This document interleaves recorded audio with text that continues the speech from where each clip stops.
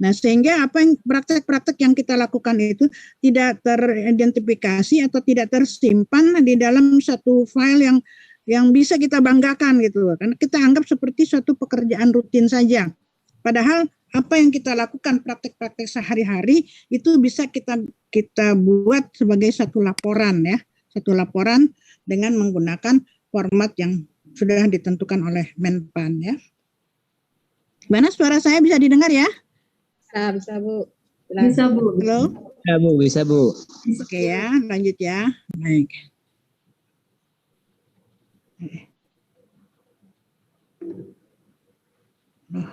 Bentar ya. Kok nggak maju nih.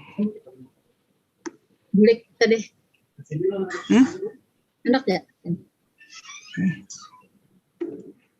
Kok nggak ini? Oh ya. Nah, agar kita bisa melakukannya secara sistematis ya, dan kemudian bisa menjadi satu praktek yang terbaik, maka kita lebih dulu ya, tahapan pertama itu kita harus evaluasi diri dulu. Kita looking back ya, kita melihat ke belakang ya. Di belakang sebelum ini kita nih melakukan apa sih gitu ya.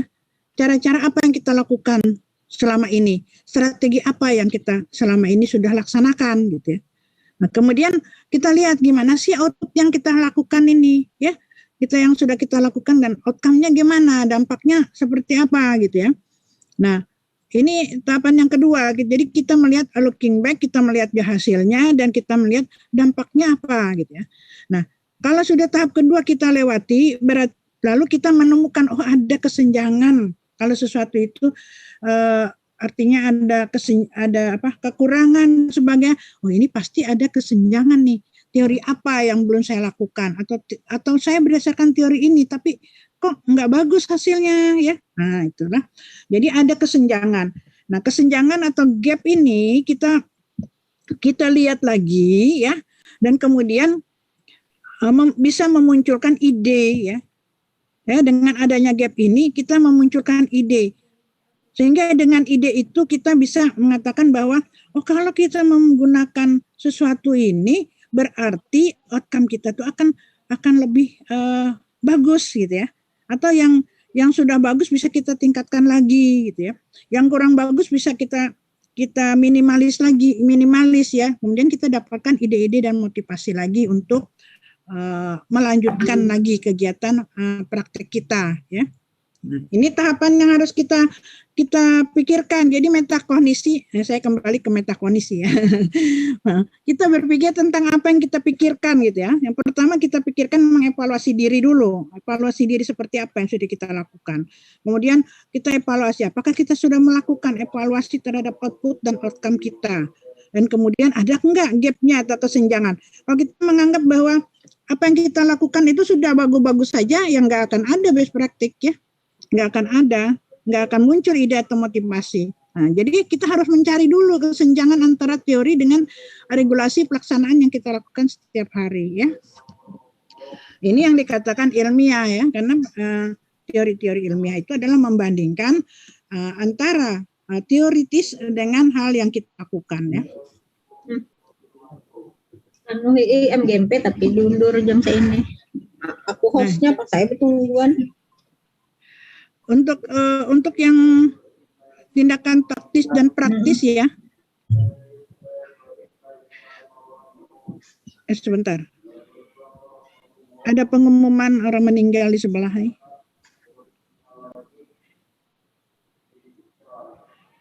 Oh iya, sudah. Nah, ada beberapa karakter utama dari praktek yang terbaik ini. Misalnya kita tidak ingin melakukannya di kelas, tetapi kita melihat bahwa kedisiplinan siswa kurang bagus gitu ya. Nah, maka kita merasakan bahwa menurut teoritis disiplin itu penting gitu ya. Lalu kemudian bagaimana caranya menerapkannya kepada siswa? Ada teori lagi yang mengatakan bahwa untuk melakukan perubahan siswa itu tidak bisa dipaksa ya, tidak bisa dikerasin gitu ya, harus dengan lemah lembut dan sebagainya. Lalu kita berpikir ada teori tentang penerapan budaya ya, budaya malu, bagaimana membuat anak Betul ya.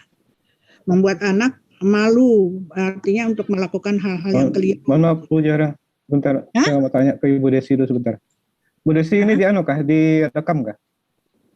Direkam pakai di luar aja, kada direkam game, kada ulun rekam layar aja. Oh iya ya. Enggak, karena minta rekamannya supaya aku masukkan di kena di TV TVRI. Enggak ini kada pakai ini. Itu layar. Ya, lanjutlah. Lanjutkan. Lanjut Bu, lanjut. Ya, oke.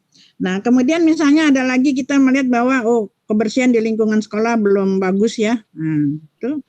Nah, kita bagaimana meningkatkan kesadaran siswa dengan cara seperti apa? Mungkin ada teori-teorinya yang mendukung itu ya. Dan gerakan pungut sampah. Mungkin ada teori bahwa sampah itu bermanfaat ya untuk kompos dan sebagainya. Nah, sehingga kesadaran ini dapat dilakukan secara praktik di sekolah ya. Nah, kemudian yang ketiga nih, contoh yang ketiga, ini guru ya. Guru kan biasanya nyusun RPP, nyusun silabus ya, rencana-rencana dan pengelolaan pembelajaran. Nah, ada guru yang mungkin masih tidak mampu ya, atau malas, atau mungkin belum sadar dalam menyusun semua perlengkapan administrasinya. Nah, maka kita lakukan praktek dengan diskusi grup terfokus di KKG ya. Nah, salah satu cara seperti yang kita lakukan dengan pertemuan-pertemuan MGMP seperti ini. Sebenarnya ini ada peningkatan kemampuan kita ya. Nah, ini sebenarnya ciri-ciri aja ya, contoh-contoh dari bagaimana melakukan praktek-praktek yang terbaik ya. Oke. Nah, sekarang kita lebih ke dalam lagi ya. Lebih terfokus ya. Fokus kita adalah bagaimana kalau prakteknya itu di dalam pembelajaran, karena guru ini kan catwalk-nya kan di muka kelas ya. Kita actionnya di muka kelas. Guru adalah aktor dan artis ya, yang setiap hari sebenarnya berlaga di depan kelas ya. Bagaimana prakteknya? Praktek kita itu kan berarti kita harus menguasai substansi materi. Intinya itu. Nah, kita harapkan tidak akan ada lagi guru yang tidak menguasai substansi materi. Pasti materi itu sudah ada di dalam kepala kita. Artinya apa yang ingin kita ajarkan sudah melekat dengan baik secara sistematis ya. Kemudian secara pedagogik ya kita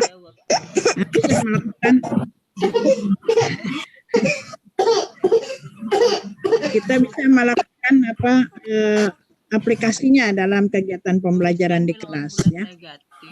Nah, di samping itu kita juga harus mengetahui bahwa kelas kita ini terdiri dari kemampuan anak yang berbeda-beda. Tetapi kita kan kadang-kadang mengatakan bahwa anak kita memiliki kemampuan yang sama gitu ya. Jadi kita tidak pernah membedakan anak A dengan B di mana mereka itu sebenarnya gaya belajarnya berbeda gitu ya. Nah, mungkin ada teoritis yang menunjang bagaimana kita bisa melakukan pelayanan yang maksimal kepada siswa kita dengan masing-masing gaya belajarnya. Ini yang bisa kita praktekkan mungkin di kelas ya. Mungkin banyak lagi nanti praktek-praktek ya yang lebih mendetail yang akan ditambahkan oleh Pak Beni nanti ya. Nah, praktek ini kita catat mulai dari perencanaan. Jadi jangan tidak direncanakan.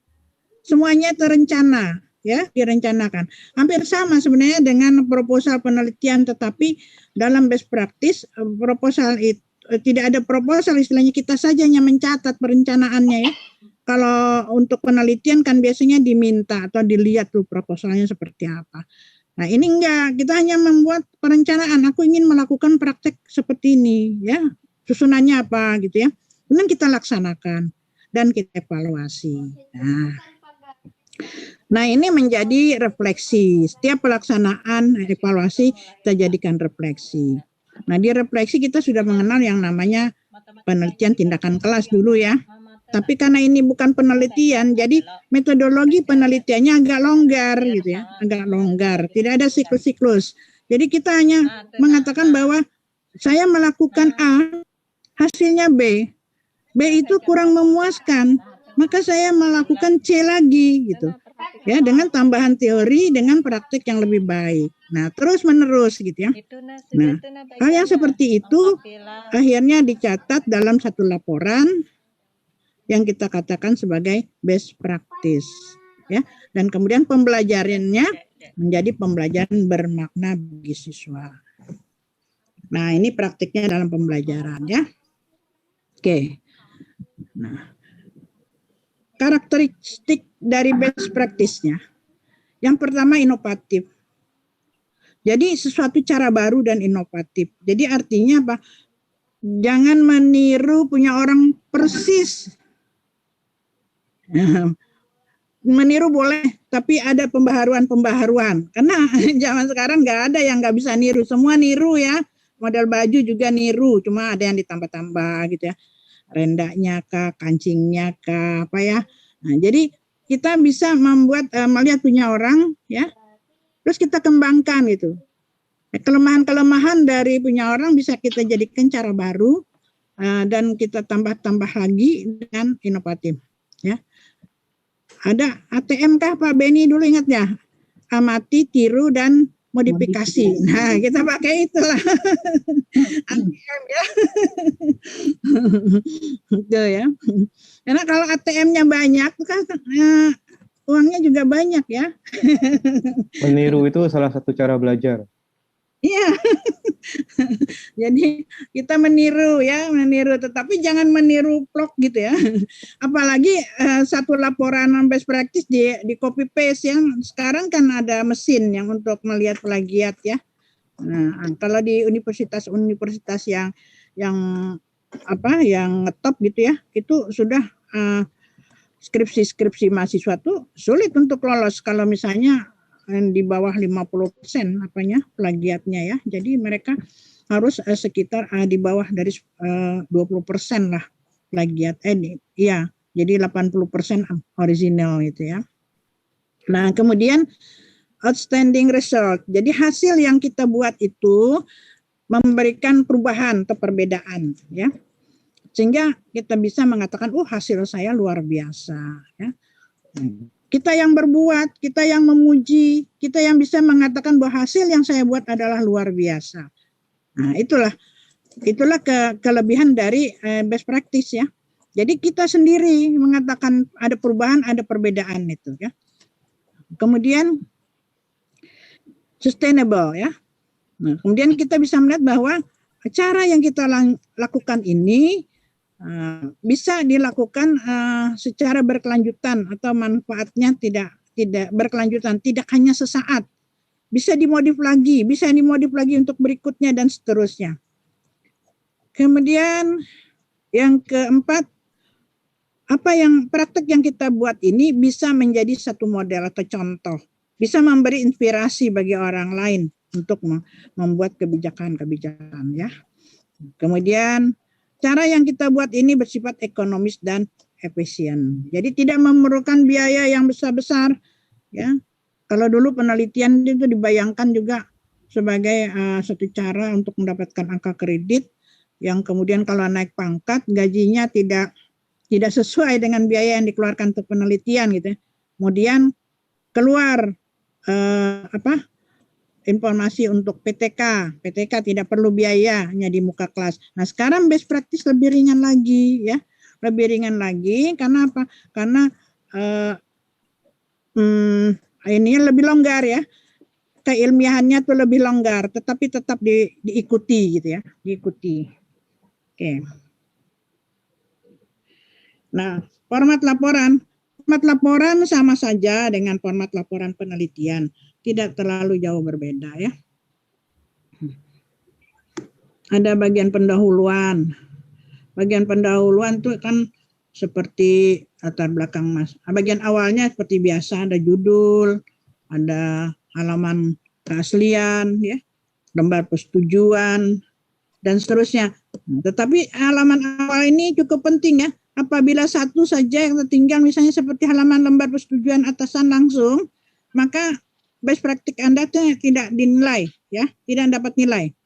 Kemudian halaman pernyataan keaslian ketinggalan juga ya, seolah-olah dianggap naskah kita tuh tidak asli gitu ya. Jadi bagian awal ini diperhatikan hal-hal poin-poin penting ini itu harus ada setelah Anda membuat laporan dan untuk mengajukan angka kredit ya. Nah, kemudian bagian format berikutnya itu hanya 3 sebenarnya. Bagian pendahuluan, isinya sama aja seperti penelitian ya. Latar belakang masalah, identifikasi masalah. Nah, ini identifikasi masalah, kenapa dianggap penting? Karena sebenarnya masalah pembelajaran itu banyak ya. Tetapi kita seringkali tidak memperhatikan. Sehingga kalau kita bertatap muka dengan guru ditanya, Ibu ada masalah enggak di kelas? Pasti jawabannya tidak ada. Ya, seringkali seperti itu.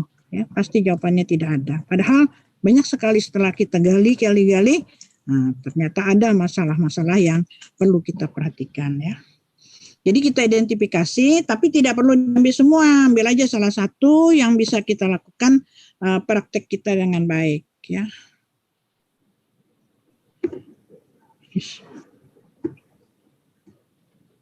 Nah, tujuan ya. Tujuannya bukan tujuan penelitian nih, bukan tujuan prakteknya ya. Tujuan prakteknya membuat apa gitu ya. Jadi ini bukan tujuan penelitian. Jadi beda ya. Jadi judul-judulnya memang bukan penelitian, nggak ada kata penelitian di sini ya. Jadi tujuannya adalah tujuan prakteknya ya. Nah, tujuan meningkatkan kemampuan siswa, misalnya meningkatkan aktivitas ya, dan seterusnya ya.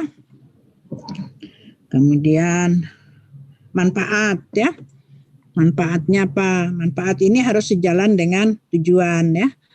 Manfaatnya. Jadi tujuan meningkatkan kesadaran cinta lingkungan, maka hasilnya meningkatkan kesadaran cinta lingkungan di lingkungan siswa. Nah, jadi manfaatnya hasil yang diharapkan dari best practice ini sejalan dengan tujuan ya. Tidak muluk seperti kita membuat laporan penelitian.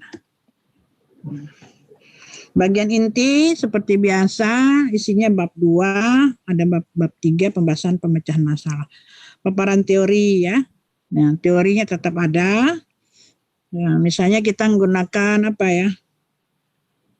Cooperative learning tapi tipe yang sudah kita modif ya. Kita bisa beri nama atau apa. Nah, kita angkat teori belajar kooperatifnya, kemudian kita angkat apa yang akan kita lakukan secara teoritis. Ya. Jadi ada pembaharuan di situ dalam teori ya, untuk kita jadikan rujukan. Kemudian metode ini cara yang kita gunakan untuk menyelesaikan masalah. Bukan metode penelitian ya, berbeda ya. Karena di sini sebenarnya kita hanya menceritakan apa yang kita lakukan ya, menceritakan praktek-praktek yang akan kita lakukan.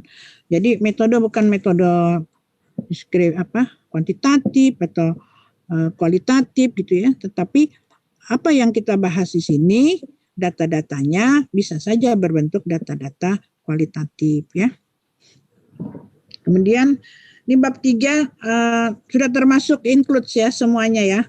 Jadi satu ya, nggak ada bab 3 misalnya tentang metodologi penelitian, metodologi best practice itu nggak ada ya. Jadi langsung pembahasan pemecahan masalah, langsung apa yang kita lakukan ya. Kemudian tahapan bagaimana kita melakukan praktek, nah itu ditulis dengan baik, disusun dengan sistematis. Dan kemudian di bagian-bagian itu juga disajikan foto, kegiatan ya, sehingga kita bisa melihat perubahan ya yang bisa nampak secara nyata. Atau paling enggak foto-foto itu merupakan bukti bahwa kita benar-benar melakukan kegiatan praktek ini. Nah, simpulan bagian akhir bab 4 ya, simpulan dan saran ya. Saya kira ini hasil dari apa yang kita dapatkan ya, hasil dari praktek kita ya.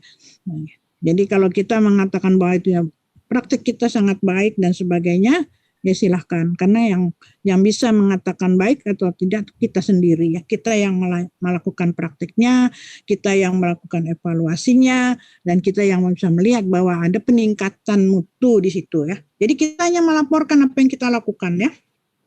Oke.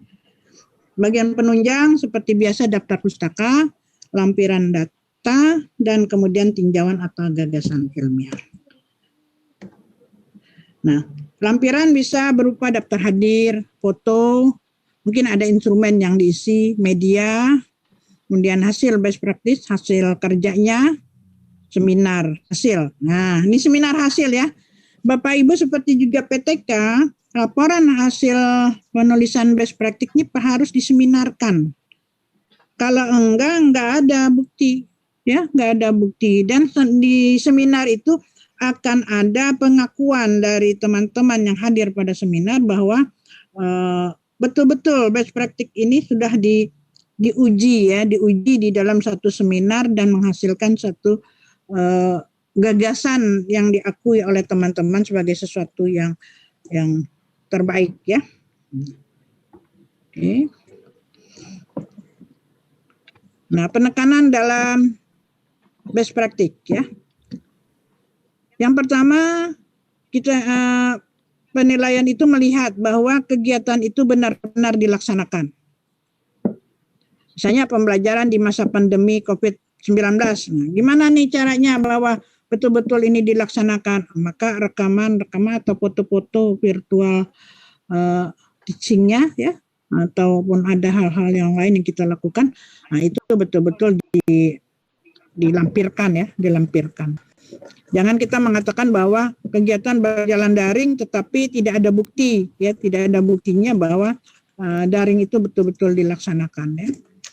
Nah, seperti tadi Pak Beni mengatakan direkam ya atau dilaporkan, nah itu suatu bukti kita melakukan kegiatan ya. Kemudian ada unsur kreativitasnya dan inovatif, tadi sudah saya sebutkan. Kemudian kebermanfaatan, keberhasilan, dan keunggulan pembelajaran yang dilakukan. Dan ada unsur penilaian yang disesuaikan dengan karakteristik pembelajaran. Nah, sekarang kalau misalnya masa pandemi ada sentuhan penggunaan teknologi informasi dan komunikasi. Mungkin penggunaan media-media ya, seperti Zoom dan sebagainya. Nah, itu bisa menjadi satu penilaian yang cukup bagus kalau kita lakukan untuk best practice ya. Seperti juga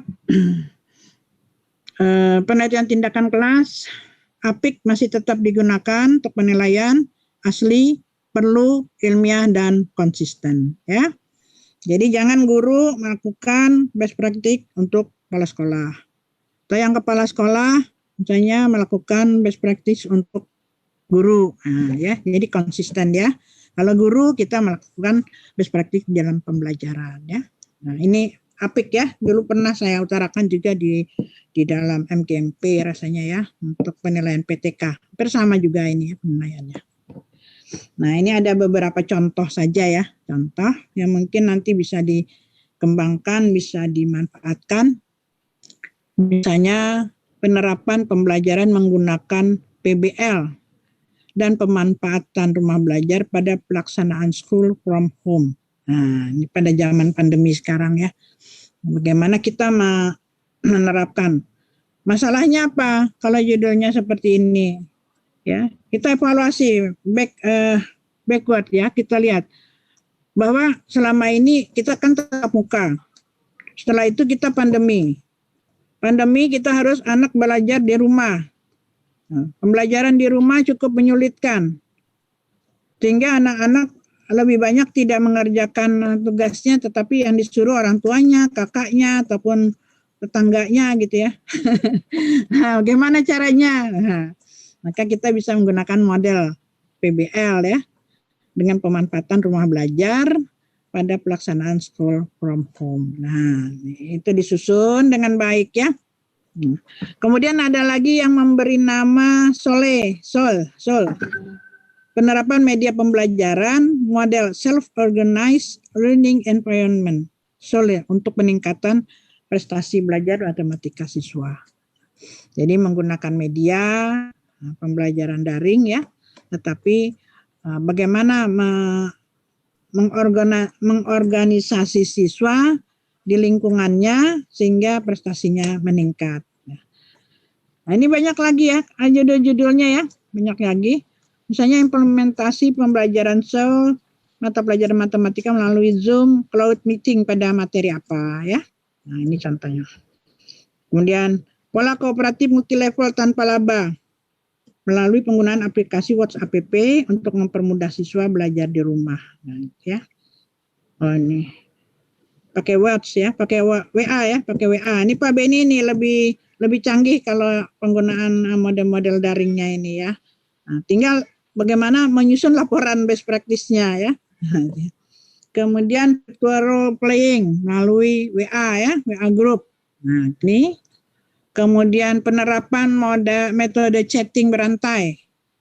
Nah, ini juga saya ambilkan contoh-contoh pada masa WFH ya, supaya kita bisa menyusun best practice-nya sesuai dengan kondisi kita pada masa kini ya. Kemudian model pembelajaran Go Win Quiz. Solusi inovatif pembelajaran jarak jauh. Ini menggunakan kuis ya. Kuis ya dengan model, pengembangan model ya. Kemudian ada lagi optimalisasi kemampuan berpikir kritis. Nah, ini semua satu bentuk-bentuk judul yang mungkin bisa kita lakukan ya untuk melakukan best practice di kelas ya. Saya kira ini contoh-contoh yang bisa Bapak dan Ibu manfaatkan. Kenapa? Karena walaupun judulnya sama, tetapi kalau misalnya kita melakukannya di kelas yang berbeda dan kita menggunakan inovasi-inovasi yang berbeda, tentu hasilnya juga berbeda ya. Jadi semua itu bisa kita lakukan dengan perencanaan, pelaksanaan dan evaluasi yang sistematik dan bernuansa ilmiah. Ya, terima kasih. Hanya ini yang bisa saya berikan. Mudah-mudahan bermanfaat. Assalamualaikum warahmatullahi wabarakatuh. Waalaikumsalam warahmatullahi wabarakatuh. Terima kasih kepada narasumber hebat Ibu Dr. Hajah Zahra Hairani MPD, Bapak Ibu peserta MGMP Matematika SMA MA. Selanjutnya marilah kita dengarkan paparan dari narasumber berikutnya, Bapak Dr. Beni Nawatrisna.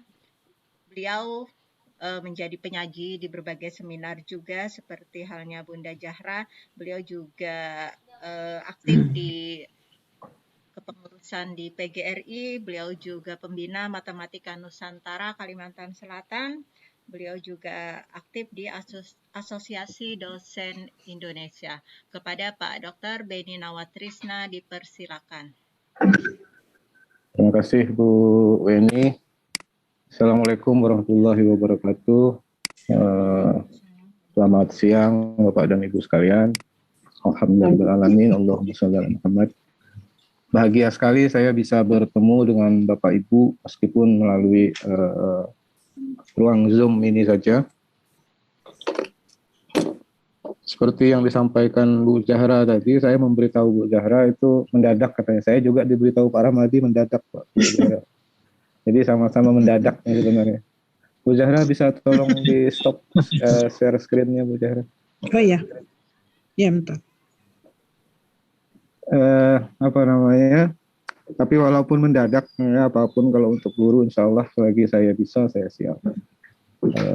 Untuk kita semua lah.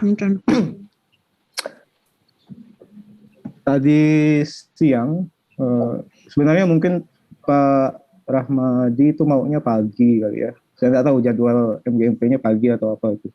Bu Desi tadi terpaksa harus nunggu katanya. Karena siang. Tapi karena saya hari ini ada pertemuan terakhir dengan para kepala TK. Kebetulan saya jadi salah satu pengajar di Diklat Penguatan Kepala Sekolah. Dan kelas yang saya bimbing itu kelas kepala TK, ada sekitar 18 orang kepala TK di Kalimantan Selatan dari berbagai kabupaten. Nah, salah satunya juga mereka dibimbing untuk melakukan best practice kepala sekolah.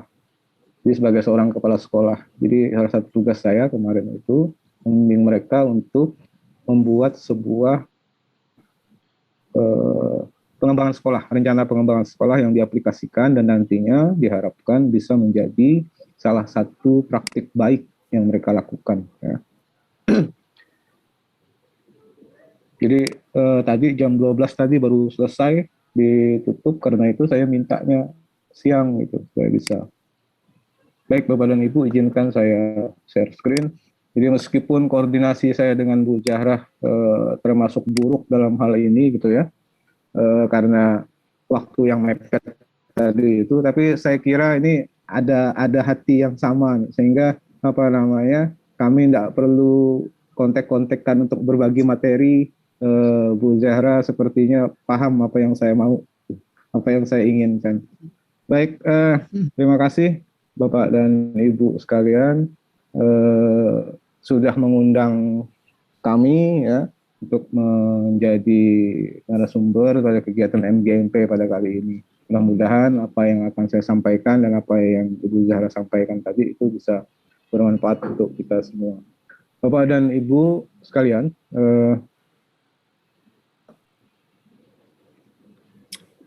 kalau kita berbicara tentang praktik baik pembelajaran, itu kan berarti sesuatu ini, apalagi kalau disebut terbaik tadi ya, artinya praktik-praktik ini tidak hanya dilakukan sekali. Jadi yang terbaik yang pernah kita lakukan itu yang kita ambil. Terbaik menurut siapa? Terbaik menurut kita sendiri, bukan terbaik menurut orang lain. Nah, apa praktik baik itu? Saya kira Bu Jahrah tadi sudah menyampaikan juga. Ya, pengalaman guru dan warga sekolah dalam memecahkan masalah pembelajaran dengan cara terbaik, ya, cara terbaik berdasarkan prosedur tertentu yang dapat diulangi dan berhasil baik atau sukses. Nah, kalau kita melihat ini, ya,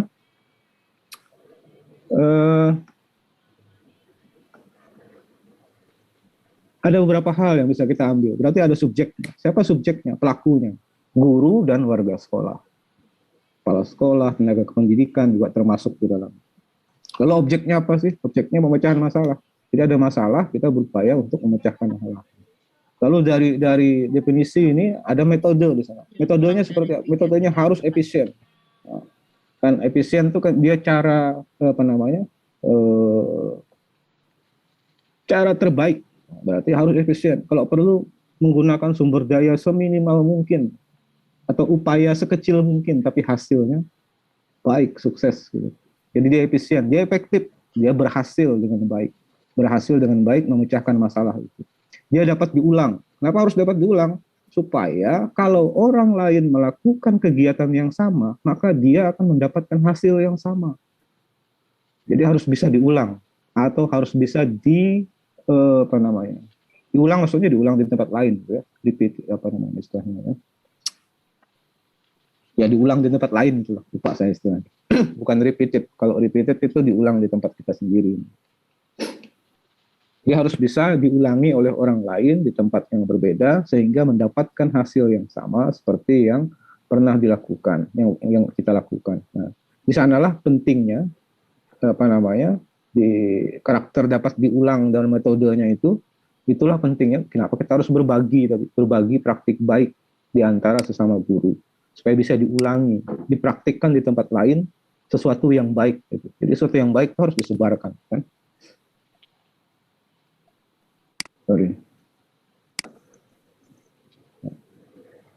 Sekarang alur penyusunannya seperti apa sih?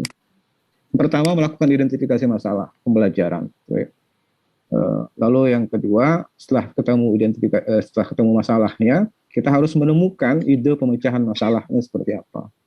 Lalu kemudian dari sana kita rancang solusinya seperti apa, merancang solusinya. Jadi setelah ketemu ide solusinya, rancang solusinya seperti apa.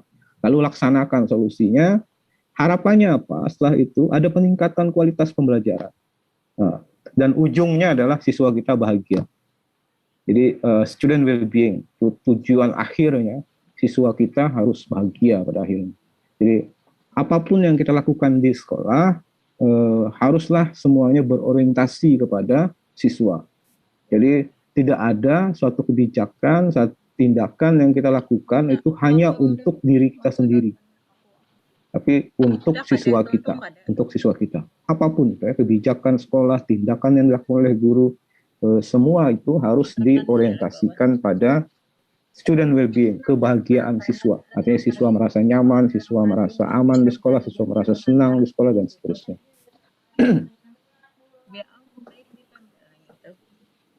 Sarahai bulat-bulat. Identifikasi masalah dan menetapkan tujuan. Nah, bagaimana caranya kita mengidentifikasi masalah? Untuk mengidentifikasi masalah itu paling tidak ada dua hal yang bisa kita lakukan. Pertama, observasi langsung atau observasi tidak langsung. Observasi langsung itu berarti kita melakukan pengamatan, bisa dibantu oleh alat pengamatan, lembar observasi dan sebagainya. Misalnya gini, Bapak dan Ibu bisa melakukan sekarang pukul 14. Semoga hari Anda menyenangkan. Mau pergi jalan-jalan. Bapak Ibu misalnya bisa membuat catatan-catatan tentang kegiatan di dalam kelas. Setiap kali masuk ke kelas misalnya dibuat catatan tentang apapun, tentang kegiatan yang ada di dalam kelas, apa yang terjadi di dalam kelas, dibuat catatan-catatan. Nah, kalau catatan-catatan itu kita sandingkan hari A, hari 1, hari 2, hari 3, hari 4, hari 5, hari 6 dan seterusnya. Kalau terjadi sebuah penyimpangan di sana dan penyimpangan itu sifatnya konsisten, nah berarti ada masalah di situ. Oke. Jadi dari catatan-catatan guru itu bisa ditemukan masalah, ditemukan masalah. Termasuk juga observasi tak langsung. Observasi tak langsung itu bisa berdasarkan pengalaman kita sebelum-sebelumnya, gitu ya, atau diskusi kita dengan guru, atau penilaian guru lain terhadap kelas kita misalnya. Nah itu observasi tidak langsung. Jadi kita tidak langsung melakukan observasi, tetapi informasi-informasi dari dokumen-dokumen, dari pendapat orang lain dan sebagainya. Itu bisa kita jadikan sebagai sumber untuk mengidentifikasi masalah.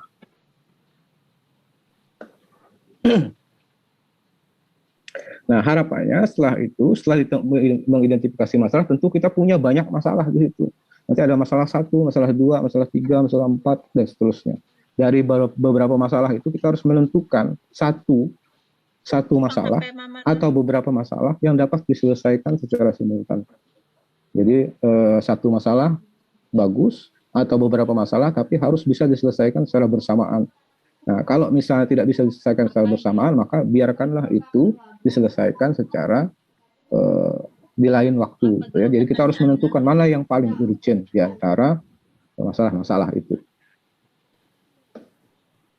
Ini salah satu contoh ya. Nah, saya sengaja membuat lebih praktis gitu. Saya bersertakan contoh-contohnya dalam format tabel-tabel yang bisa Bapak Ibu ikuti langkah-langkahnya.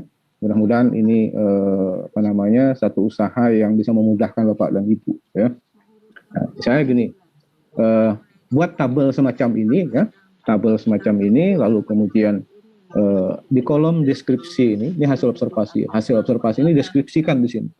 Apa hasil observasi langsung yang Bapak Ibu lakukan, deskripsikan di situ. Kemudian apa hasil observasi tak langsung yang diperoleh. Ya. Nah dari sini itu kita bisa nanti mengidentifikasi masalah apa kira-kira yang ada di situ. Jadi dari hasil observasi tadi itu ada masalah 1, masalah 2, masalah 3. Kemudian tetapkan masalah utamanya apa. Pilih satu masalah atau beberapa masalah yang mungkin dapat diselesaikan secara simultan, paling urgent dan paling berdampak kepada siswa. Jadi pilih masalah yang paling berdampak pada siswa, paling urgent dan bisa diselesaikan secara simultan. Nah ini salah satu contoh tabel yang bisa membantu kita dalam proses identifikasi masalah. Kemudian yang berikutnya, kita harus menemukan ide pemecahan masalah. Nah, bagaimana cara menemukan ide pemecahan masalah? Temukan referensi, perdalam materinya, perdalam masalahnya. Nah, referensi itu apa sih? Referensi itu tidak harus buku saja, ya, bisa macam-macam, bisa orang, bisa apa. Gitu. Jadi apa yang bisa kita lakukan untuk menemukan referensi, menemukan ide pemecahan masalah?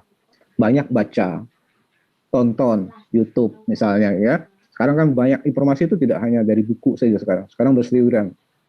Baca di internet, di buku, nonton video-video pembelajaran dan sebagainya. Pelajari dan perdalam. Kemudian yang kedua, untuk menemukan referensi, menemukan ide itu, akhirnya diskusi dengan teman sejawat. Bapak dan Ibu bisa berdiskusi, misalnya melalui MGMP semacam ini, gitu ya, berdiskusi tentang masalah yang dihadapi. Saya punya masalah begini di sekolah. Ibu pernah enggak melakukan sesuatu di sekolah Ibu? Pernah enggak menemukan masalah serupa gitu, mengatasinya seperti apa dan sebagainya. Jadi diskusi-diskusi dengan sejawat itu nanti akan membantu kita untuk menemukan ide pemecahan masalah yang boleh jadi nanti akan bagus kalau diterapkan di sekolah kita. Lalu yang ketiga, konsultasi ke ahli atau ke atasan, konsultasi ke kepala sekolah, konsultasi ke kepala dinas dan sebagainya. Konsultasi ke ahli, misalnya yang orang-orang yang dianggap punya kompetensi, kemampuan untuk memberikan ide-ide pemecahan masalah. Nah, setelah ide itu ditemukan, nanti baru kita merancang idenya. Nah, ini salah satu contoh tabel untuk membantu kita dalam upaya untuk menentukan solusi terbaik, ya, menentukan solusi terbaik, tindakan terbaik yang mungkin kita lakukan untuk mengatasi masalah itu. Jadi tetapkan dulu masalah utamanya apa yang sudah kita dapat dari tabel sebelumnya itu. Kemudian ide-ide pemecahan masalah hasil dari kita membaca buku, hasil dari kita menonton YouTube, misalnya hasil dari kita surfing di internet, hasil dari kita konsultasi ke atasan, hasil dari konsultasi ke ahli, hasil dari diskusi teman sejawat. Mungkin kita banyak dapat ide-ide solusi untuk memecahkan masalah yang sudah kita tetapkan itu. Nah, dari ide-ide itu kita pilihlah solusi terbaik yang bisa diterapkan di sekolah kita. Nah, apa kriteria terbaiknya itu? Salah satunya adalah dapat diaplikasikan dengan baik di sekolah kita. Artinya sesuai dengan kondisi keadaan sekolah kita. Nah, kalau sekolah kita tidak memungkinkan misalnya solusinya itu dalam yang terkait dengan pengguna internet karena internetnya belum tersambung, misalnya jangan dipakai itu kan. Berarti cari solusi yang lain yang memungkinkan dan paling baik dilakukan di sekolah itu. Menurut siapa? Menurut persepsi kita sendiri. Jadi bukan menurut persepsi orang lain. Jadi pada dasarnya ini adalah proses perbaikan berkelanjutan yang komandannya adalah kita sendiri, bukan orang lain. Ya. Nah, tabel ini harapannya bisa membantu Bapak Ibu untuk menemukan solusi atau tindakan terbaik yang dilakukan untuk memecahkan masalah itu. Nah, setelah ketemu idenya, mari kita rancang solusinya seperti apa, ya. Proses merancang solusi itu mulai pertama kita merumuskan indikator, ya. Indikator keberhasilannya. Jadi setelah tadi ada tujuannya, kemudian ada rencana solusi ada ide solusinya. Sekarang kita rancang solusinya. Pertama rumuskan indikator yang menunjukkan ketercapaian tujuan. Lalu yang berikutnya adalah tetapkan program kegiatannya apa. Nah, programnya apa, nama programnya apa, kegiatannya bagaimana, ya. Lalu rancang prosedur dan jadwal kegiatannya, langkah-langkah pengerjaannya seperti apa. Kemudian rencanakan sumber dayanya, sumber daya yang akan terlibat siapa apa aja, ya. Sumber daya manusianya, sumber daya barangnya dan sebagainya. Jadi semua sumber dayanya diinventarisir. Apa saja yang kita perlukan untuk melaksanakan solusi itu. Lalu berikutnya adalah tetapkan student well-being-nya. Nah, student well-being, kebahagiaan itu diwujudkan dalam bentuk karakter-karakter. Misalnya ada karakter ingin tahu, karakter apa, macam-macam lah. Nah, kemudian yang terakhir, rancang instrumennya. Nah, setelah semuanya ini, instrumennya maksud ini instrumen untuk instrumen dalam rangka mengumpulkan data-datanya itu. Nah, setelah semuanya ini dilakukan, berarti kita siap untuk melaksanakan. Nah, ini saya sertakan sebuah tabel yang bisa membantu kita untuk merancang solusi, ya, merancang solusi. Di kolom yang pertama ini tujuannya. Nah, tujuannya disebutkan apa tujuannya, tujuan dari proses pemecahan masalah ini. Kemudian isi dengan indikator di kolom berikutnya, indikator yang menunjukkan ketercapaian tujuan. Jadi tujuan itu tercapai kalau ada indikator-indikator yang sudah dipenuhi, ya. Kemudian di kolom program kegiatan nyatakan solusi yang sudah dipilih itu sebagai sebuah program kegiatan. Jadi nama kegiatannya apa, paling tidak nama kegiatannya. Nah, langkah-langkah kegiatannya itu di kolom berikutnya. Nah, mulai dari persiapan, pelaksanaan, monitoring, evaluasinya, refleksi, tindak lanjut dan seterusnya, ya.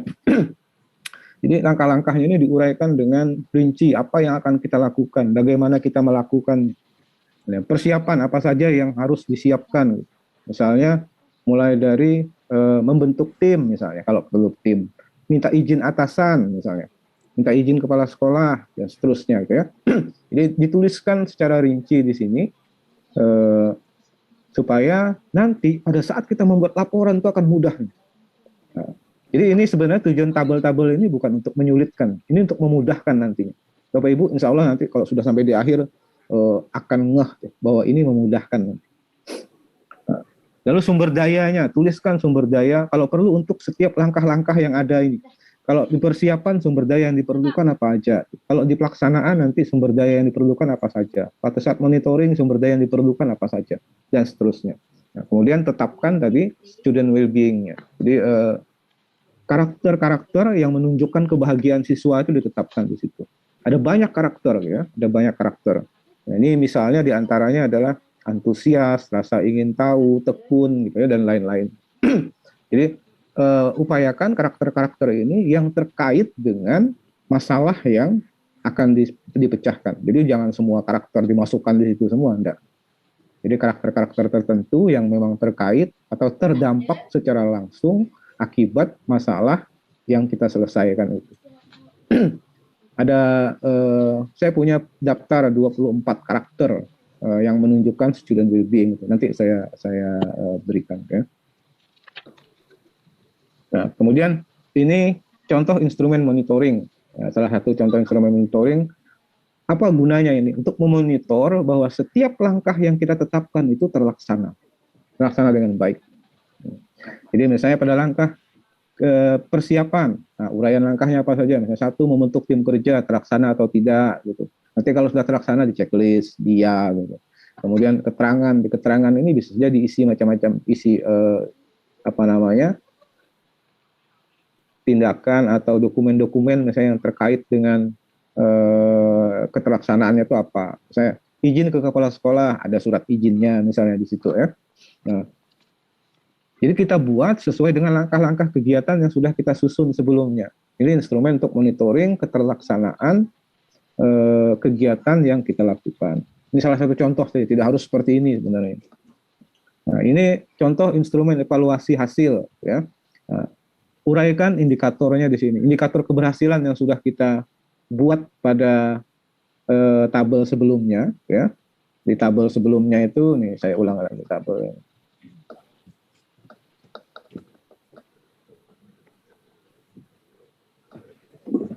Oh, sorry, lewat.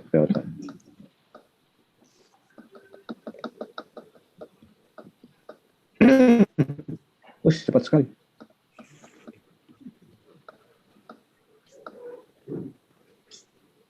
Nah, ini yang di sini. Ini kan tabel rancangan solusi ini ada indikator-indikator. Nah, indikator-indikator ini kita pindahkan ke instrumen yang kita buat untuk mengevaluasi apakah indikatornya itu tercapai atau tidak. Kalau tercapai dengan kualitas seperti apa? Dengan kualitas seperti apa tercapaiannya itu.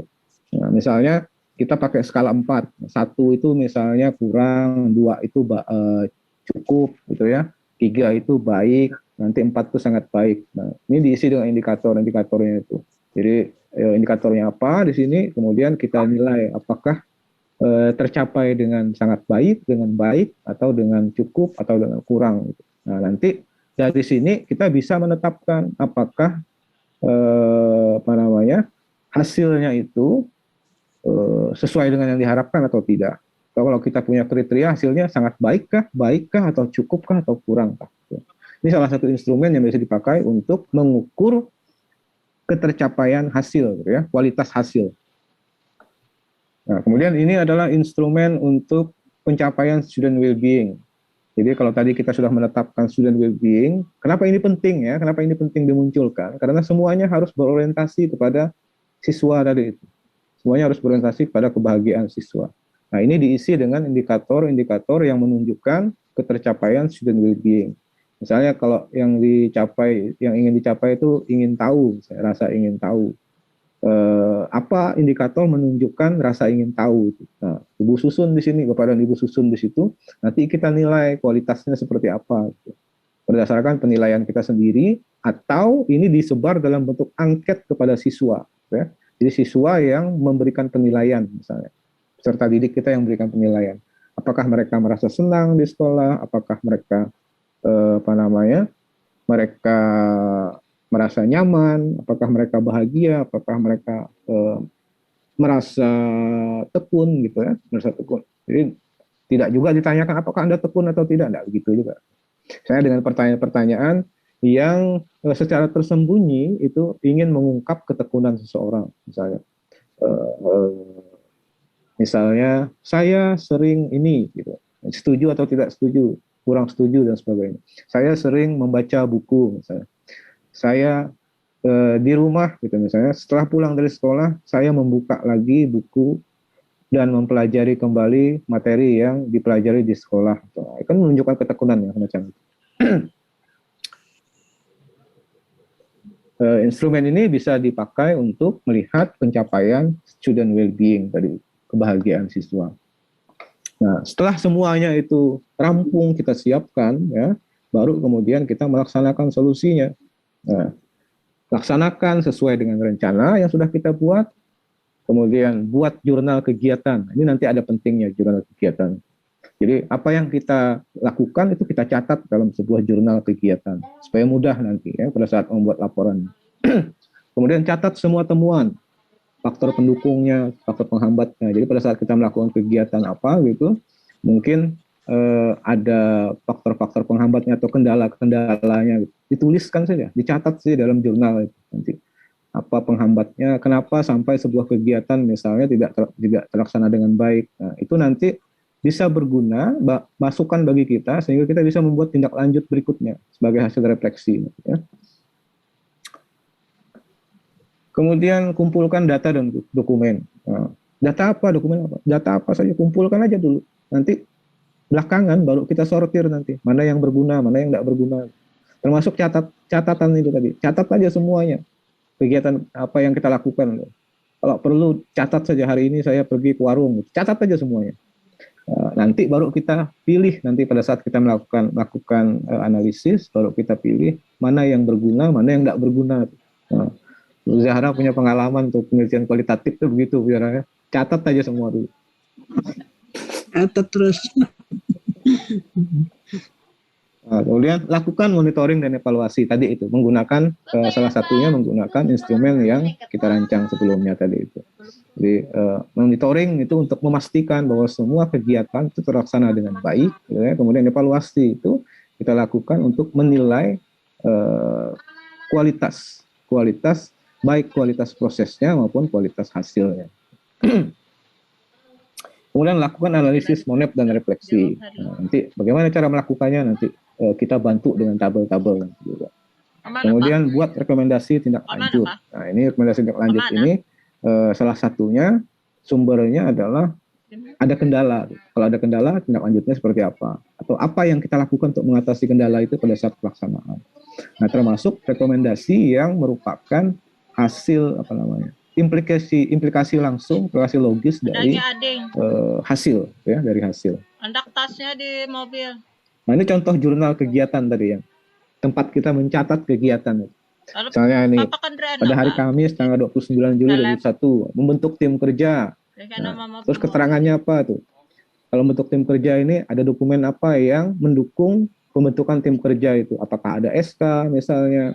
Ini kumpulkan saja semua data yang terkumpul. Temuannya apa, faktor pendukungnya, faktor hambatnya, dan seterusnya. Nanti dicatat saja semuanya di sini dalam kolom keterangan.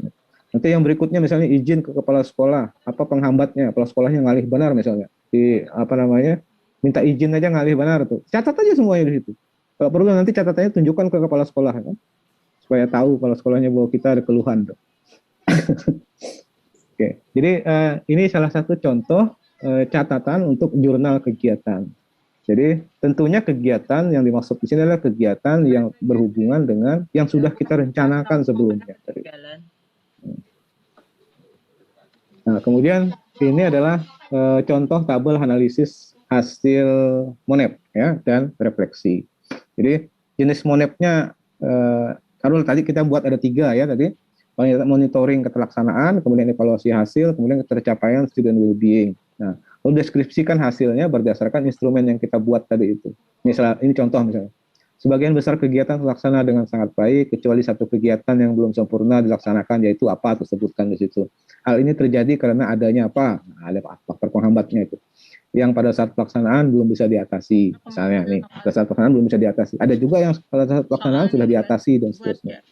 Nah, terus kualitas hasilnya, 95% sangat baik. Dari mana dapat 95% itu? Dari informasi instrumen yang sebelumnya kita buat itu, yang kita isi atau kita sebarkan. Ya. Lalu rekomendasinya ini terkait dengan tindak lanjut untuk mengatasi faktor penghambat ataupun tindak lanjut yang terkait dengan kualitas hasil, ya, temuan-temuan. Nah, evaluasi hasil juga begitu. Deskripsikan di sini ketercapaian indikator-indikator itu di sini. Kemudian ketercapaian student well-being juga seperti itu, ya. Nah, ini tabel ini nanti harapannya bisa membantu kita untuk melakukan analisis terhadap hasil monitoring dan evaluasi berdasarkan instrumen yang sudah kita rancang dan kita sebarkan atau kita isi pada saat pelaksanaan. Nah, kemudian lakukan refleksi.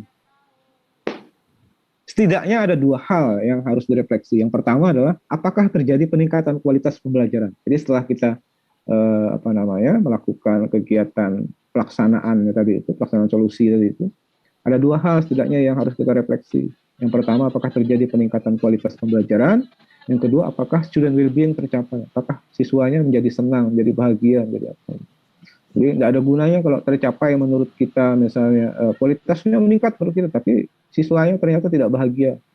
Nah, itu tidak ada gunanya. Jadi dua hal ini, dua hal yang saling terkait. Artinya peningkatan kualitas itu haruslah tercermin juga di dalam pencapaian student well-being, kebahagiaan siswa. Siswa merasa nyaman, merasa aman, merasa senang, merasa gembira dan sebagainya. Nah, kemudian menyusun laporan. Nah, laporan ini kan banyak macamnya ini. Paling tidak nih laporan kegiatan atau dalam bentuk artikel tuh kalau mau dipublikasikan. Apakah artikelnya itu artikel dalam jurnal atau artikel di koran atau artikel bahkan gitu dalam tadi itu yang mereka kepala-kepala TK itu juga kami minta untuk membuat publikasi melalui video. Jadi mereka bikin video terus diupload ke YouTube bercerita tentang pelaksanaannya. Waktunya 2 menit lagi, Pak Beni. Oke, slide-nya tinggal 2 lagi. Jadi laporan kegiatan, ada bentuk laporan kegiatan, report, ada artikel gitu ya. Nah pada dasarnya ya, sependek yang saya tahu itu sebenarnya tidak ada standar baku dalam penulisan laporan praktik baik. Ini tergantung siapa yang memerlukan. Jadi kalau misalnya perluannya untuk naik pangkat, misalnya ada teknis penulisannya. Keperluan untuk lomba lain lagi ceritanya. Ini tidak ada standar baku, tergantung siapa penggunanya saja. Nah tapi walaupun begitu, paling tidak isi laporan itu memuat pertama judul. Lalu yang kedua ada latar belakangnya. Latar belakang ini, nah nanti bisa diambil dari tabel identifikasi masalah tadi itu ya, dari deskripsi tentang hasil observasi tadi itu. Kemudian ada masalah, pasti ada masalah di situ. Nah ini ambil dari tabel identifikasi masalah. Tujuan dan indikator keberhasilan. Nah, ini bisa diambil dari tabel rancangan solusi. Lalu kemudian strategi pemecahan masalah. Ini bisa diambil dari program dan langkah-langkah kegiatan pada tabel rancangan solusi. Ini strategi pemecahan masalah ini kalau Ibu Zahra tadi menyebutnya metode tadi. Nah, ada metode tadi. Jadi metodenya itu masuk di strategi pemecahan masalah. Kemudian pelaksanaan dan hasil. Nah, uraian pelaksanaan diambil dari jurnal kegiatan. Lalu faktor pendukung dan penghambat termasuk di dalamnya. Hasil diambil dari tabel analisis MONEP. Nah, itu hasilnya. Nanti simpulan dan saran, simpulan harus menunjukkan ketercapaian tujuan, jadi sebuah pernyataan untuk menunjukkan ketercapaian tujuan. Dikit lagi Bu ini. Kemudian saran diambil dari rekomendasi pada tabel analisis MONEP dan refleksi sebagai implikasi logis dari simpulan. Nah ini maksudnya kenapa saya tampilkan tabel-tabel yang membantu tadi itu supaya bisa dengan mudah nanti buat laporannya tinggal kita pindahkan dan tinggal menyesuaikan dengan format-formatnya tadi itu. Terima kasih. Nah, kerjakan apa yang ditulis dan tuliskan apa yang dikerjakan. Assalamualaikum warahmatullahi wabarakatuh. Waalaikumsalam. warahmatullahi wabarakatuh. Terima kasih kepada Pak Dr. Beni dan Zahra. Bapak Ibu, selanjutnya dibuka untuk sesi tanya jawab. Dipersilakan untuk raise hand terlebih dahulu atau Bapak Ibu bisa menuliskan di kolom chat biar saya bacakan. Silakan Bapak Ibu yang mau bertanya.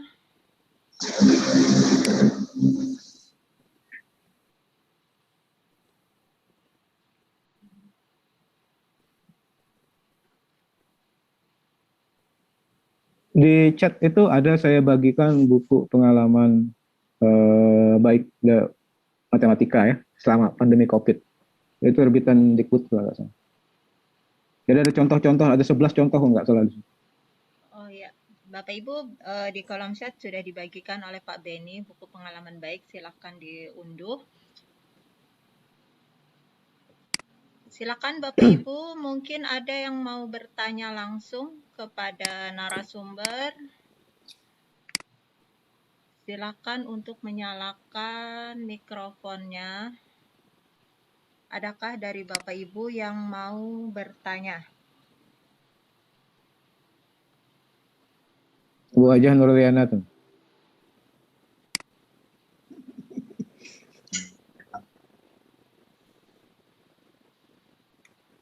Silakan Bapak Ibu. Raise hand-nya saya belum lihat ada yang mengangkat tangannya ini. Boleh langsung dibuka mikrofonnya.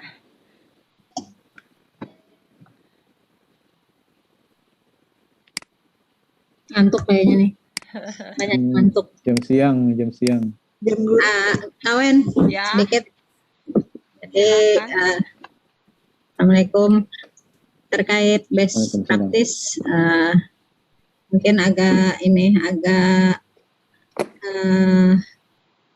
walaupun lama tadi, materi lama kata Bu Jahra, kayaknya agak sulit juga bagi kita guru-guru, walaupun kelihatannya secara teoritis disampaikan tuh mudah, tetapi melihat dari struktur apa yang disampaikan Bu Jahra, kemudian apa yang disampaikan Pak Beni tadi, pola-polanya kayaknya kalau kita sebagai guru nih terlalu baku gitu. Kayak kalau ulun sendiri, nah pengalaman mungkin kalau nulis best practice nih, kalau ada aturan-aturan yang seperti itu, jadi rasa aduh sulit duluan. Nah, kira-kira bagaimana Bu Jahra? Aturan yang mana itu? Kalau ini harus memuat ini permasalahan. Kalau saya gini, kalau pengalaman nulis itu biasanya yang penting saya kerjakan dulu. Tadi ada yang terakhir statement Pak Beni tadi, kerjakan apa yang tuliskan apa yang dikerjakan. Kalau ulun kalimat yang kedua aja Pak Beni, tuliskan apa yang dikerjakan. Jadi ketika saya sudah mengerjakan, baru saya hubung-hubungkan, mikirkan ini kalaunya sudah dikerjakan seperti ini, latar belakangnya apa, kira-kira yang cocok. Ini dianggap identifikasi masalah yang mana yang nyambung. Kemudian ini solusi yang seperti apa yang bisa dianggap ini sebagai suatu pengalaman yang baik. Jadi itu pengalaman saya menulis, walaupun belum tentu apa yang saya tulis itu benar, karena juga baru sangat minim pengalaman nulis best practice ini. Mungkin itu kiat-kiatnya aja, gimana supaya kita sebagai guru nih mudahlah menulis gitu. Kalau melaksanakan sesuatu, mungkin banyak sudah selama pandemi ini kegiatan-kegiatan yang dilaksanakan oleh guru-guru terkait pembelajaran yang baru, yang pengalaman terbaik. Cuma kalau harus disuruh nulis itu yang agak sulit. Nah, Bu Jahra, kira-kira adakah pencerahannya? Demikian Kak Weni. Assalamualaikum. Waalaikumsalam warahmatullahi wabarakatuh. Silakan mungkin Bu Jahra ataupun Pak Beni memberikan tip atau trik ya, supaya ya tadi intinya guru bisa menuliskan apa yang sudah dilakukan. Karena kendalanya ya memang seperti itu ya, kendalanya memang menulisnya itu. Kadang melakukan iya, action iya, kita sudah di pandemi COVID ini sudah melaksanakan pembelajaran daring. Ya, silakan Pak Beni ataupun Bu Jahra terlebih dahulu untuk memberikan tip atau trik untuk menulis seperti itu. Ibu dulu ya. Ya, Silakan Bu. Saya setuju aja dengan apa yang dikatakan oleh Bu Desi ya.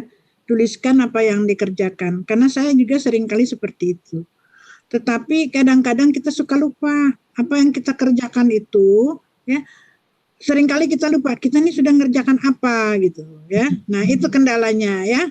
Itu yang pertama. Oleh karena itu Pak Beni membantu dengan tabel-tabel itu gitu. Jadi tujuan Pak Beni itu bukan memberatkan, itu hanya untuk pegangan kita karena pada waktu laporan itu nggak dilampirkan. Itu hanya pegangan kita supaya memudahkan kita untuk mengingat apa-apa yang sudah kita kerjakan. Yang sudah kita kerjakan, kita lakukan. Nah, alangkah baiknya misalnya rutin aja. Kalau misalnya kita ngerjakan sesuatu hari ini, ya kita tuliskan garis besarnya. Ya itu aja paling gampang lah. Kalau tabel-tabel Pak Beni rasa sulit, nggak usah pakai tabel, tulis aja manual. Ya itu yang saya sering kali lakukan seperti itu ya, pada waktu mencari data kualitatif ya. Nah, tapi kita kadang-kadang tidak bisa mencegah lupa. Nah, yang salah itu kalau tidak menuliskan dan tidak mengerjakan ya. Atau tidak mengerjakan dan tidak menuliskan, nah itu yang salah gitu ya. Tapi kalau menuliskan dan dikerjakan itu saya juga sering kali melakukan seperti itu ya. Tetapi kalau hal-hal apa yang kita anggap lebih mudah, maka kita buatlah tabel-tabel. Ya, seringkali rencana, saya garis besar di pertengahan jalan, ya, tuliskan dulu rencana saya besok ini. Nah seperti itu, garis besar aja, nggak usah yang seperti formal-formalan gitu ya. Yang penting kita lakukan gitu ya, kita lakukan dan kemudian ada yang bisa kita catat dari hasil apa yang kita lakukan. Ya Pak Beni, silakan ditambahkan Pak Beni. Baik, gini, saya tahu Bu Desi ini, saya kenal Bu Desi ini sejak kuliah. Saya tahu orangnya pintar gitu ya. Salah satu penyakit orang pintar itu malas bikin rencana. Pokoknya langsung aja tuh. Nah, tapi Ibu Desi harus ingat tuh bahwa tidak semua orang bisa langsung seperti itu. Artinya membuat rencana di dalam pikiran saja itu sudah cukup bagi Ibu Desi sebenarnya. Nah, tapi tidak semua orang itu bisa melakukan hal seperti itu. Ada orang yang perlu catatan-catatan dari itu. Nah, itulah sebabnya saya tampilkan tabel-tabel itu untuk membantu membuat catatan-catatan itu. Seperti yang disampaikan Bu Zahra, catatan itu nanti mungkin hanya dilampirkan saja sebagai sebuah catatan, sebagai sebuah data atau dokumen yang sudah dilakukan. Jadi intinya kan sebenarnya best practice itu apa yang sudah dilakukan, itu yang ditulis. Betul itu yang disampaikan Bu Desi yang terakhir, yang kata-kata terakhir itu. Tapi gitu ya, tapi kadang-kadang orang perlu merencanakan untuk mendapatkan best practice-nya itu, untuk mendapatkan praktik terbaiknya itu. Perlu direncanakan dengan matang. Nah, perencanaan dengan matang itu kadang-kadang tidak semua orang bisa hanya menyimpannya di dalam pikiran saja. Perlu catatan, perlu ini, perlu itu. Nah, sebenarnya Bapak dan Ibu ya, kalau Bapak dan Ibu mencermati tabel-tabel yang saya buatkan itu kan tinggal itu nanti akan membantu penulisan pada saat best practice-nya. Jadi kalau sudah dicatat dalam tabel-tabel itu tinggal dipindahkan saja. Nah, seperti yang saya sampaikan terakhir tadi itu, misalnya kalau membuat latar belakang, bagaimana menuliskan latar belakangnya di situ? Latar belakangnya tinggal diambil dari deskripsi hasil observasi langsung dan tidak langsung yang dibuat. Nah, tinggal diambil dari situ. Masalahnya yang mana? Sudah ada di tabel sebelumnya, tinggal diambil, tinggal dipindahkan. Nanti metodenya seperti apa? Tinggal diambil di rancangan solusinya. Pelaksanaannya seperti apa? Tinggal diambil dari jurnalnya. Jadi tinggal diambil, tinggal dicomot, dipindahkan, dan kemudian diolahlah itu jadi sebuah tulisan. Apakah jadi laporan kegiatan ataukah jadi sebuah artikel?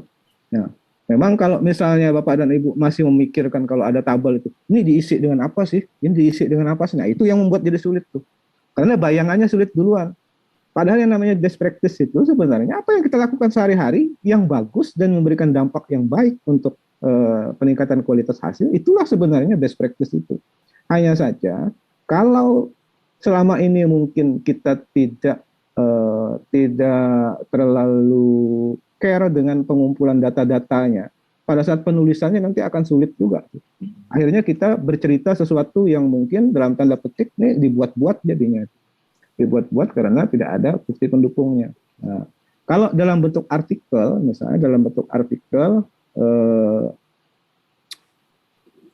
mungkin para pengelola jurnal bisa jarang juga meminta bukti-bukti itu. Nah, kecuali kalau jurnal-jurnal yang memang kredibel, dia akan minta tuh, walaupun dalam bentuk artikel cerita saja, tapi diminta juga bukti-bukti fisiknya gitu ya, sebagai pertanggungjawaban kalau nanti jurnal itu nanti dipertanyakan orang, ini cerita seperti ini gimana nih, ada nggak anunya bukti fisiknya gitu. Mereka punya datanya itu, diminta dari penulisnya itu.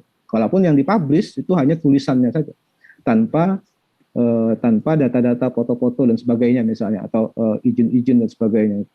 Tapi kalau dia dalam bentuk laporan kegiatan, maka laporan kegiatan itu harus lengkap, saya kira, harus memuat hal-hal yang semacam itu.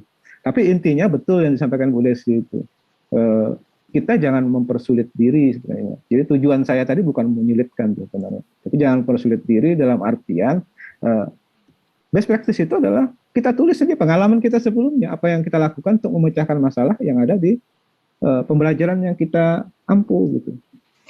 Jadi itu saja sebenarnya. Tujuannya memudahkan Bu Desi, bukan untuk menyulitkan. Jangan dilihat kayak matriks ya. Jangan dilihat kayak matriks 3, 4, 5 dan sebagainya. Jangan. Tinggal diisi aja kok, isi. Ini diisi dengan apa, diisi dengan apa. Indikatornya apa sih? Nah, isikan situ kan. Nanti buat laporannya malah mudah nanti. Saya kira itu, terima kasih. Ya, terima kasih Pak Beni, Zahra. Mungkin ada yang ini Pak, tadi ada yang japri, katanya kalau Bapak Ibu berkenan materi hari ini bisa di-share ke kami, jadi mungkin setelah ini bisa dibaca, apalagi tadi yang matriks tadi mungkin referensi ya, jadi sebelum kita menulis bisa jadi ada yang perlu dituliskan seperti Pak Beni tadi ya, dimasukkan dalam item tertentu, jadi nanti tinggal mengembangkan seperti itu. Jadi tinggal mengisi. Ya, jadi ditunggu materinya kalau Bapak Ibu berkenan membagikan ke kami. Silakan Bapak Ibu, masih ada satu kesempatan lagi. Nanti Bu Weni, ya, filenya masih harus saya kompres dulu supaya dikecilkan supaya enak baginya. Iya, tidak apa-apa Pak, kami sabar menunggu. Enggak besar. Silakan Bapak Ibu, mungkin ada satu pertanyaan lagi, mau sharing, mau bertanya atau apapun, menggali dari narasumber hebat kita pada hari ini. Silakan Bapak Ibu. Adakah yang mau ditanyakan? Sambil menunggu Bapak Ibu, mungkin ini pengalaman saya sendiri Bu Zahra, Pak Beni. Di antara semua karya tulis itu saya memang sampai saat ini belum pernah membuat best practice. Kendalanya di mana? Kendalanya saya merasa pengalaman yang dilakukan itu masih belum yang terbaik seperti itu. Jadi kadang kurang pede, nah itu kurang pede itu Bu Zahra. Jadi larinya ke PTK terus ke RND, itu yang sering saya angkat karena memang itu yang pertama kurang pede. Yang kedua ya tadi kayaknya mungkin kurang mengenal banget dengan best practice, tapi setelah ini saya sudah memiliki kemauan deh, memiliki niat untuk mulai menulis. Ya memang ini yang kadang susah nih, pengalaman guru yang dianggap terbaik yang dilakukan itu tidak hanya sekali percobaan ya, tapi beberapa kali, dan itu dianggap berhasil membuat siswa itu tadi kebahagiaan siswa. Nah itu yang kadang saya merasa tantangan, dan semoga setelah ini bisa melakukan. Tapi terima kasih tadi tipsnya dari Bapak Ibu hebat, sudah ada mulai di benak nih apa yang harus dilakukan, apa yang mesti dikerjakan. Mungkin silakan Bapak Ibu yang lain, adakah yang mau sharing, adakah yang mau bertanya mengenai hal ini? Kak Rahmadi, ada yang mau disampaikan? Pas aja. Oh, pas. Sudah melakukan ya Pak Rahmadi, sudah menulis. Bu Wen, Ya. Belum lagi. Bu ini sambil nunggu juga ya, sambil nunggu mungkin boleh sedikit. Silakan Pak Beni. Jadi sebenarnya kalau Bu Weni sudah menulis PTK dan sebagainya, PTK itu bisa saja dianggap sebagai salah satu pengalaman praktik baik, karena PTK itu kan intinya juga peningkatan kualitas sebenarnya, peningkatan kualitas. Nah, ada tindakan di situ kan yang diberikan untuk meningkatkan kualitas. Boleh jadi tindakan yang diberikan itu adalah tindakan terbaik. Nah, saya memang tidak terlalu suka menyebut istilah praktik terbaik. Saya lebih suka menyebutnya praktik baik, karena kalau praktik terbaik itu bisa bisa membuat orang berhenti praktik. Iya, seperti wah itu ya Pak, seperti sangat sudah. Makanya. Saya lebih suka menyebutnya praktik baik, mungkin good practice gitu ya, bukan best practice. Gitu. Nah, Tapi gini Bu Weni, jadi PTK itu ketika sudah dilakukan itu boleh jadi bisa dianggap sebagai praktik baik. Ini sebenarnya cara memandangnya saja yang berbeda. Kalau PTK itu kan lebih kepada kita menekankan pada penelitiannya itu. Jadi analisisnya itu dan sebagainya itu harus sesuai dengan metode ilmiahnya.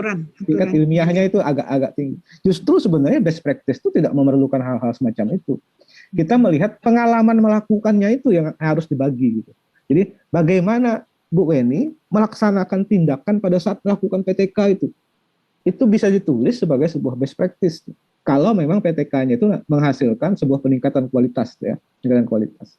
Jadi saya kira itu hanya dua sisi mata uang yang mata uang yang sama, dua sisi dari mata uang yang sama. Cara memandangnya yang berbeda. Nah lalu yang kedua gini, ini pengalaman saya juga, ya, membaca tulisan-tulisan orang lain. Ketika kita merasa agak kurang pede menulis, gitu ya, menulis karena takut yang kita tulis ini nanti mungkin ecek-ecek aja nih, mungkin tidak begitu bagus gitu.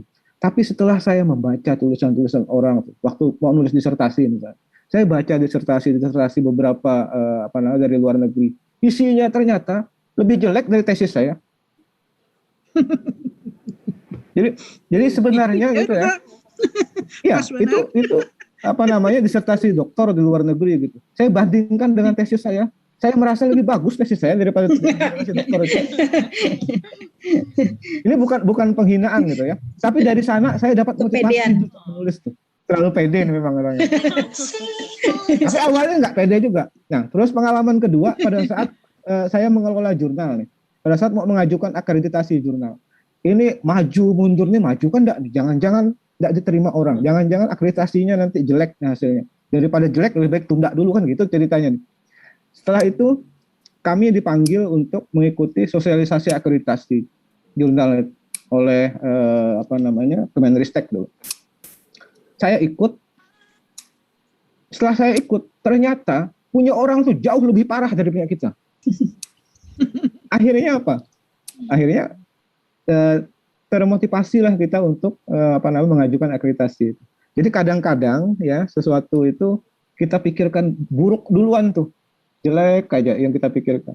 Padahal ternyata tidak seburuk yang kita bayangkan. Sama dengan best practice ini, mungkin best practice ini jangan dipandang sebagai sebuah kegiatan yang harus sistematis banget, harus ini dan itu gitu, enggak juga. Pengalaman kecil sekalipun, saya kira kalau itu baik bisa dibuat sebagai sebuah karya tulis best practice gitu. Best practice. Nah, saya juga akan menginformasikan saya kebetulan ini diberi mandat oleh Ketua PGRI Provinsi untuk membangun sebuah pusat pembelajaran dan karakter pintar, Smart Learning and Character Center (SLCC). Nah, saya mengundang ini Bapak dan Ibu ini yang mau mengabdi untuk bergabung sebagai pengelola dan sekaligus sebagai talenta yang menyumbang mau berbagi tentang praktik baik. Jadi ada beberapa hal nanti yang akan kami lakukan, termasuk misalnya menjadi wadah sebagai tempat berbagi praktik baik. Salah satunya itu kami buka channel YouTube, tuh, nanti tempat berbagi di situ. Kemudian insya Allah nanti kami juga akan berupaya untuk membuat jurnal nanti. Jurnal khusus untuk menampung praktik baik dan PTK nanti. Jadi penelitian tindakan kelas dan praktik baik. Nah, lalu nanti juga harapannya itu jadi pusat inovasi pembelajaran.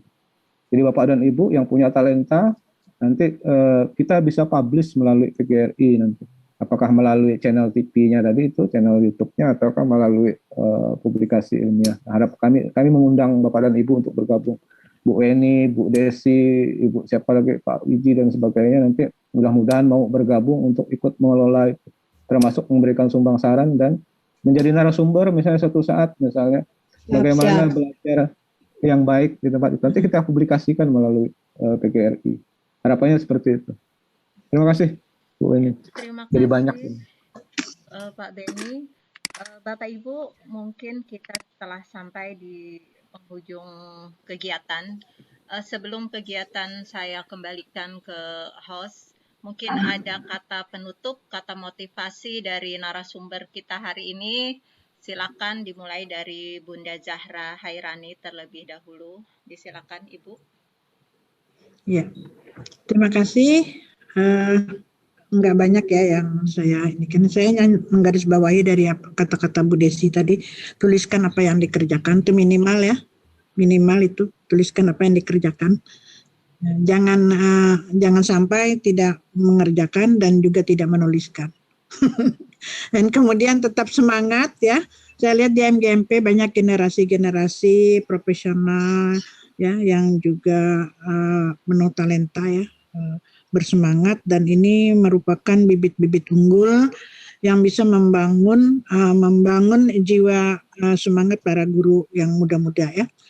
Mungkin saya sudah lewat batas gitu ya, sudah lewat ambang batas ya. Alhamdulillah masih diberikan kesempatan oleh Allah Ta'ala untuk bertatap muka dengan Bapak dan Ibu, tapi saya juga tidak tahu barangkali apa tahun depan, apa besok, apa itu nggak tahu ya. Apalagi masa pandemi seperti sekarang ini. Nah, karena itu saya hanya berpesan kepada teman-teman guru, tetap tingkatkan profesional Anda untuk membangun guru-guru yang berkarakter, yang berdedikasi, yang mau membangun banua kita untuk membina anak-anak didik kita. Ya, demikian Ibu Beni. Ya, terima kasih Bu Zahra. Selanjutnya silakan kata penutup, kata motivasi dari Pak Beni Nawatrisna. Disilakan. Baik, tadi saya sudah kirim di chat itu buku pengalaman baik dari guru-guru matematika selama pandemi gitu ya. Ada sekitar 11 artikel atau 12 artikel di situ. Nah, coba Bapak Ibu baca di situ. Nanti Bapak Ibu akan melihat, kalau kayak ini ternyata bisa ya. Kayak ini aja bisa ya. Coba aja dibaca. Nggak akan serumit yang kita bayangkan gitu. Nah, kadang-kadang bayangan rumit itu lebih duluan ada gitu. Nah, jadi bagaimana caranya menghilangkan apa namanya pikiran seperti itu? Coba untuk banyak baca laporan-laporan orang lain, artikel-artikel orang lain tentang praktik baik.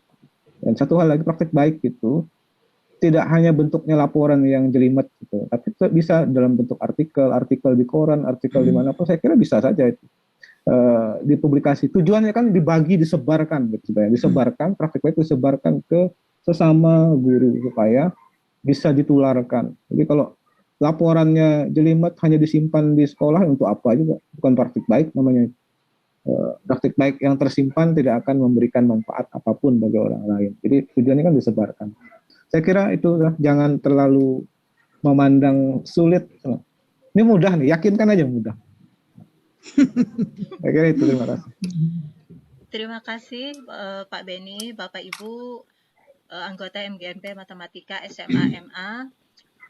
Hari ini kita belajar mengenai best practice, pengalaman guru dan warga sekolah dalam memecahkan masalah pembelajaran dengan cara terbaik berdasarkan prosedur tertentu yang dapat diulangi dan berhasil baik atau sukses. Karakter utama dari best practice itu tindakan-tindakan taktis dan praktis untuk menghadapi masalah yang dihadapi. Terus jangan lupa karakteristik dari best practice itu yang pertama inovatif, jadi kita mampu mengembangkan cara baru dan inovatif. Yang kedua outstanding result, artinya mampu memberikan perubahan kepada siswa terutama ya, sehingga hasilnya yang luar biasa. Yang ketiga sustainable, artinya mampu mengatasi persoalan secara berkelanjutan. Yang keempat inspiratif, jadi mampu menjadi model dan memberikan inspirasi. Terus efisien dan efektif, jadi cara atau metode yang digunakan itu harus bersifat ekonomis dan efisien. Terus kita tujuannya untuk pencapaian kebahagiaan siswa. Jadi mulai sekarang kita berusaha untuk menulis, jangan menganggap sesuatu itu takut duluan. Benar kata Pak Beni, kadang kekhawatiran terus kekurang pedean itu yang membuat kita malas untuk berbuat, malas untuk menulis, dan itu harus kita buang jauh-jauh. Kita harus berusaha untuk melakukan, dimulai dari hal kecil, dimulai dari diri sendiri, terus ke rekan-rekan kita. Baik, itu dari saya. Sebelum saya kembalikan ke host, mungkin ada pantun penutup. Ini ciri khasnya kita, ada pantun. Belajar dengan dosen matematika, jangan lupa beli alpukat sebelum ke rumah. Demikian kegiatan MGMP kita, semoga bermanfaat dan berkah. Terus bunga mawar, bunga melati berwarna-warni warnanya. Cukup sudah kegiatan hari ini, semoga bermanfaat bagi semua. Satu lagi terakhir, munculnya virus dari Wuhan, jangan lupa jaga kesehatan. Kalau ada kata yang kurang berkenan, sudilah kiranya dimaafkan. Saya selaku moderator, mohon maaf apabila ada kekeliruan dalam memandu kegiatan. Saya kembalikan kepada host Ibu Desi Arnita Dewi. Saya persilakan. Terima kasih Bu Weni Meliana. Jadi kawan-kawan, hari ini sudah selesai kegiatan kita. Pak Rahmadi masih ada yang ingin disampaikan kah? Mewakili Pak Wiji. Oke, terima kasih.